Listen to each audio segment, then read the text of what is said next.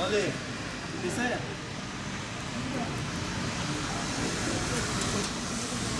Selamünaleyküm.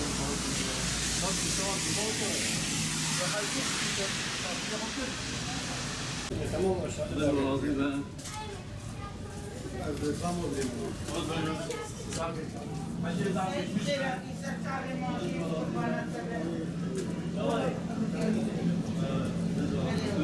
İnşallah.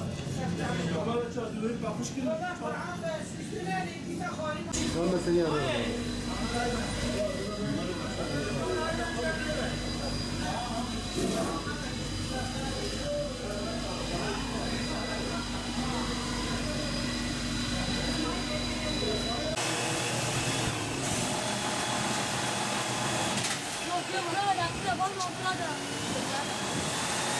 Bismillahirrahmanirrahim.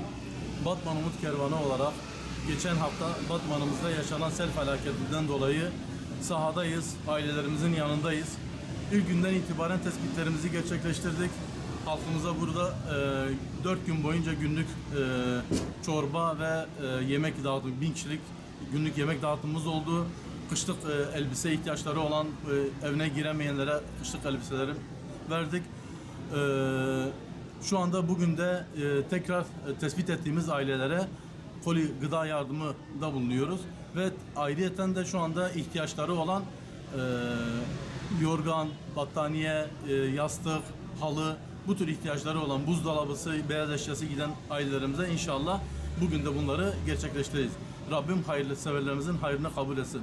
Gerçekten Batman'da yaşanan olay büyük ve acı bir olaydı. Bu acı olayda da 4 tane vatandaşımızı kaybettik. Bunların 3 tanesi çocuktu. Allah'tan kendilerine tekrar rahmet diliyorum. Ailelerine de sabır cemil niyaz ediyorum. Batman'ımıza geçmiş olsun.